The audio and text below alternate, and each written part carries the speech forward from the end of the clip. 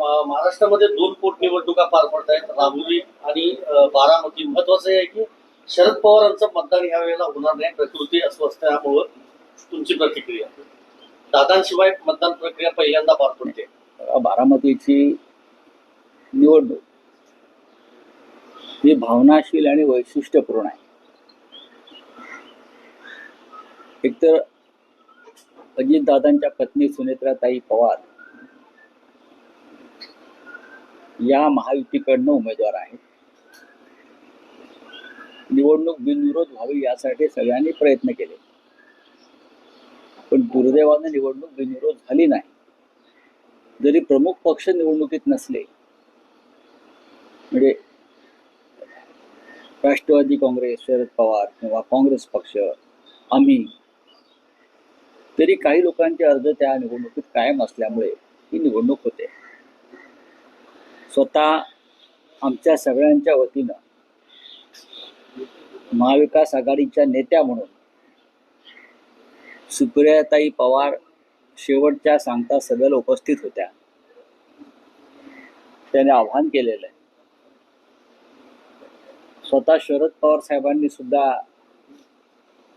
समाज माध्यमांद्वारे मतदारांना बारामतीचं आवाहन केलेलं आहे. सुनेत्राताई पवार आणि शरद पवार साहेबांचे आशीर्वाद घेतलेले आहेत. त्याच्यामुळे बारामतीची निवडणूक ही एक अजितदादा पवार यांच्याविषयीच्या ज्या भावना बारामतीकरांच्या आहेत त्या व्यक्त करणारी निवडणूक आहे. राहुरीची पोटनिवडणुकीमध्ये सुद्धा महाविकास आघाडी आणि महायुतीचे उमेदवार याच्यामध्ये चांगली टक्कर होताना मला दिसते. आणि हे दोन्ही पोटनिवडणुका आहेत. दोन्ही ठिकाणी दुर्दैवानं विद्यमान आमदारांचं निधन झालेलं. पण त्यापेक्षा महत्त्वाचं आज तामिळनाडू, पश्चिम बंगालसारख्या राज्यातल्या निवडणुका, जेथे या देशाचं संविधान, लोकशाही यांची प्रतिष्ठा पणाला लागली. भारतीय जनता पक्ष आणि त्यांचे मंत्री, निवडणूक आयोग यांनी ज्या बेबंदपणे पोलिसी यंत्रणा, निवडणूक यंत्रणा, प्रशासन वापरून ममता बॅनर्जी यांची कोंडी करण्याचा प्रयत्न चालवला आहे, त्याचा धिक्कार करावा तेवढा थोडा. तरीही मला खात्री आहे ममता बॅनर्जी या चांगल्या बहुमतानं पश्चिम बंगालमध्ये पुन्हा सत्तेवर येतील. पश्चिम बंगाल और तमिलनाडु बोलिए। पश्चिम बंगाल और तमिलनाडु में आज चुनाव है। देखिए, ये दोनों चुनाव आज हो रहा है, ये बहुत ही देश के लोकतंत्र के लिए, संविधान के लिए,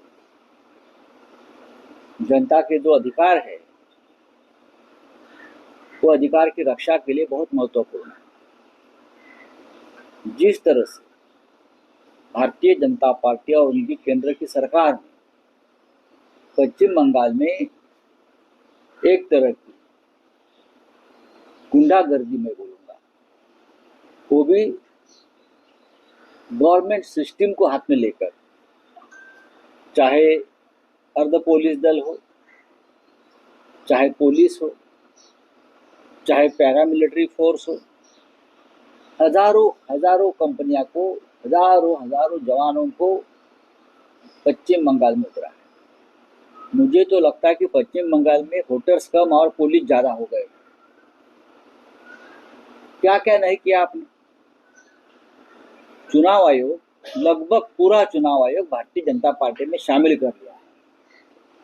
चुनाव आयोग के दफ्तर पर बीजेपी का झंडा मुझे दिख रहा है. सब जगह पर ममता दीदी की हर कोशिश की गई कि ममता दीदी ये चुनाव न लड़े, हार जाए, हम उनको हराएंगे. लेकिन ये मुमकिन नहीं है. पश्चिम बंगाल की जनता ममता दीदी के साथ है, तृणमूल कांग्रेस के साथ है. भारतीय जनता पार्टी और उसकी सरकारें चाहे कितनी भी कोशिश करें, मुझे तो पूरा विश्वास है तमिलनाडु में स्टालिन जी और पश्चिम बंगाल में ममता दीदी पूरे बहुमत से फिर एक बार सत्ता पर आ रहे हैं। सर, अलग अलग मुद्दे उठाए जा रहे हैं। अमित शाह की तरफ से कहा जा रहा है कि महिलाएं रात में स्कूटी लेके घूम सकती हैं। कहाँ? पश्चिम बंगाल में जब बीजेपी आ जाएगी, वहाँ भी क्या घूमने रही है क्या? और मच्छी खाने को लेके, मांस खाने को लेके मुद्दा उठाया जा रहा है। सब कुछ कहाँ भी जो चाहे खा सकते हैं। पश्चिम बंगाल में कोई किसी की बंधन नहीं है। मैंने देखा है, हम जाते हैं पश्चिम बंगाल में, अमित शाह चुनाव आते हैं तो जाते हैं, लेकिन पूरा देश कलकत्ता में जाता है, पश्चिम बंगाल में जाता आता रहता है, मुंबई के लोग जाते हैं, लोग बहुत खुश है वहाँ।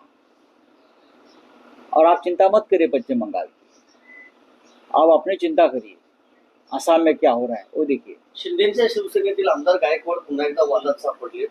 कॉम्रेड पानसरे यांचं पुस्तक होतं शिवाजी कोण होता, त्याचा प्रकाशक आहे प्रशांत आंबी कोल्हापूरचा, त्याला थेट धमकी दिली आहे गायकवाडांनी आणि गायकवाड ठाम आहे पुस्तकाच्या नावावर आक्षेप आहे म्हणून। माझ्याकडे त्याविषयी माहिती नाही आहे, हे त्यांचे विषय आहेत, लॉ अँड ऑर्डरचे, ते बघतील।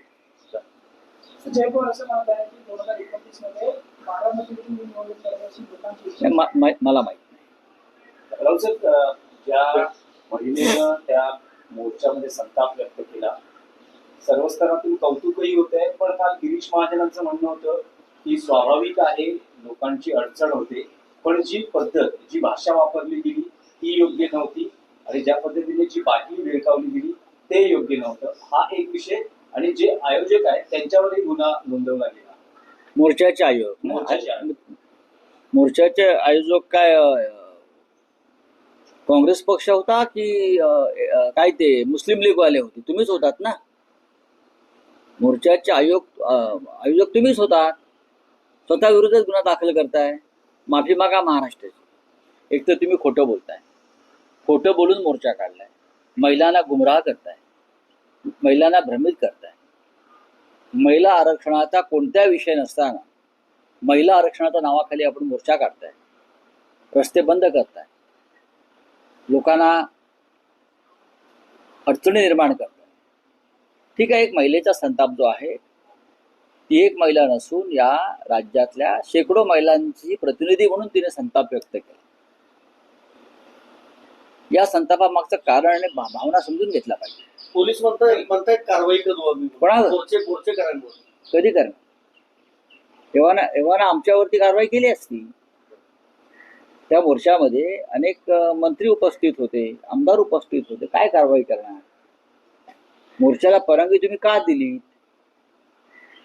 आम्हाला देता का? आम्हाला तुमचे उंबरटे 100 वेळा झिजवावे लागतात परवानगीसाठी।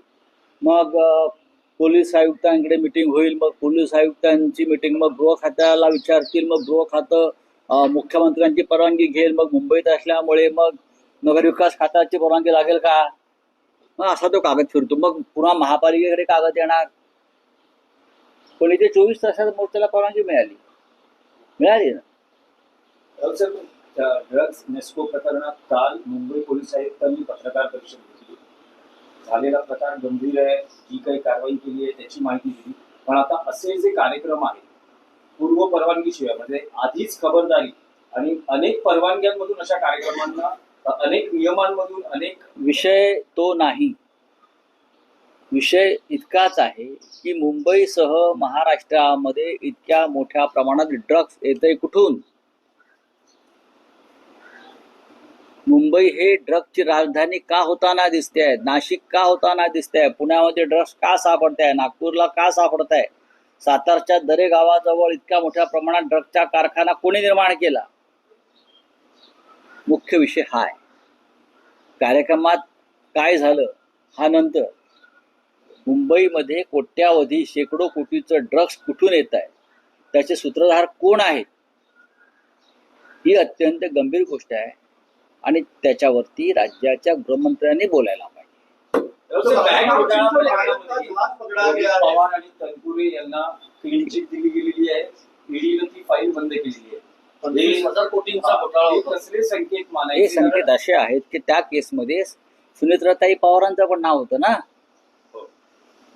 मग त्यांना जर क्लीन चिट द्यायची असेल, यांनाही द्यावी लागेल। साधा सोपा विषय आहे। त्या केसमध्ये विद्यमान उपमुख्यमंत्री सुनेत्राताई पवारांचं नाव आहे, पहा तुम्ही।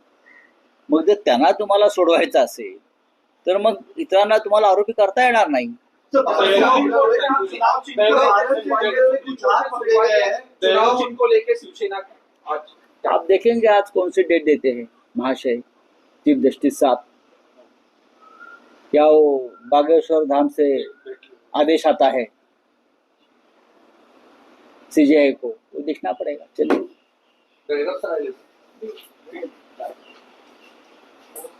तारीख